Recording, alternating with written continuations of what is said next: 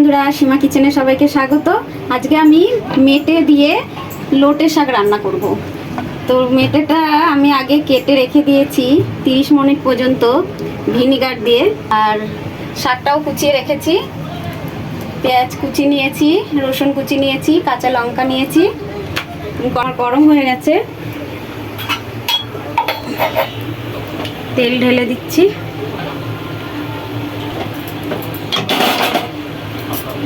রসুন কুচি দিয়ে দিলাম,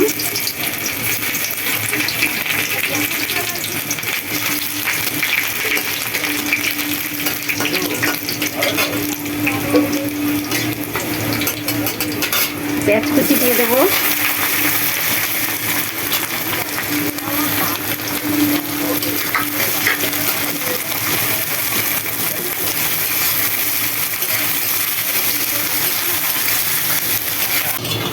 পেঁয়াজটা আমার লাল লাল একটু ভাজা হয়ে গেছে।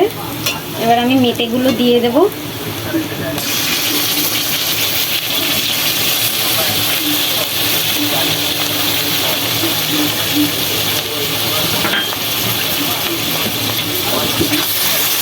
মেটেগুলো দিয়ে একটু ভালো করে ভাজবো। আমি একটু নুন দিয়ে দিলাম,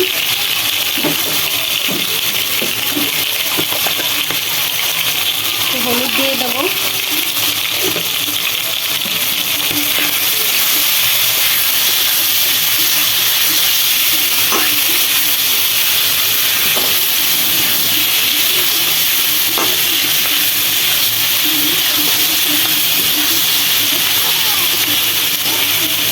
একটু ঢেকে থেকে ভাজবো।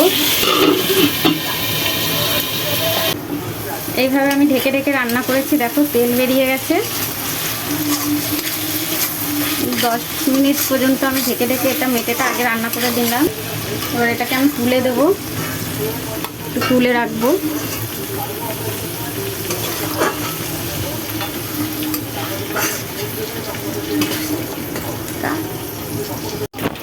এবার আমি শাকগুলো দিয়ে দেবো।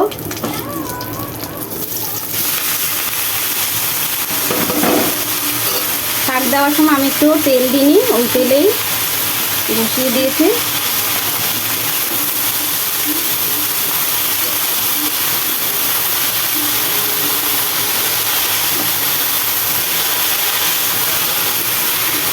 শাকের ভেতরেই আমি লঙ্কা একবারে দিয়ে দিলাম।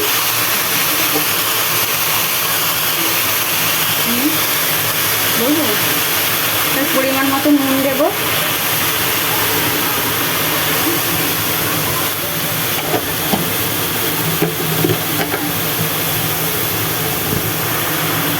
পরিমাণ মতো হলুদ দিয়ে দিলাম।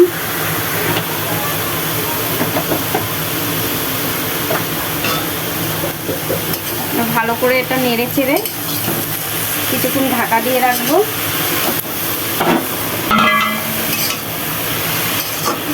ভালো করে নেড়ে চেড়ে কিছুক্ষণ ঢাকা দিয়ে রাখলাম, আঁচটা কমিয়ে। এটা ভালো করে সিদ্ধ হোক। এইভাবে ঢেকে ঢেকে বেশ কিছুক্ষণ আমি রান্না করে নিলাম। দেখো একদম মজে গেছে শাকটা, হয়ে এসছে প্রায়। আরও বেশ কিছুক্ষণ এখন ঢেকে ঢেকে শাকটা রান্না করব।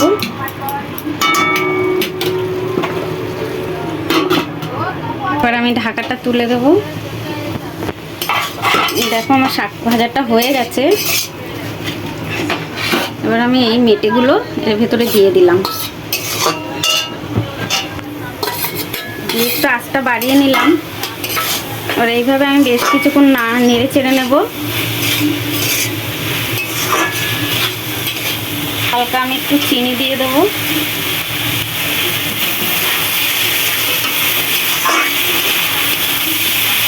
প্রথমে তোমাদের একটা কথা বলতে আমি ভুলে গেছিলাম, ভিনেগার দিয়ে আমি মেটেটা ভিজিয়ে রেখেছিলাম, সেটা যাতে আস্তে গন্ধটা না আসে। 30 মিনিট ওর জন্য ভিজিয়ে রেখেছিলাম। তোমরা চাইলে খাসির মেটে দিয়েও করতে পারো, খুব ভালো লাগে এটা খেতে। খেয়ে দেখো।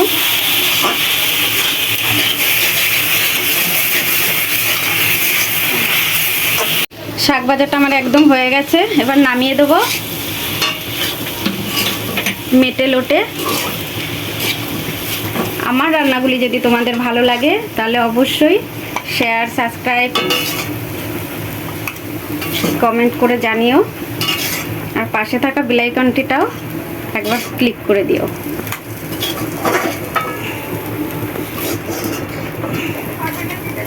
মেটেগুলো দেখো একদম গলেনি, পুরো গোটা গোটা রয়ে গেছে।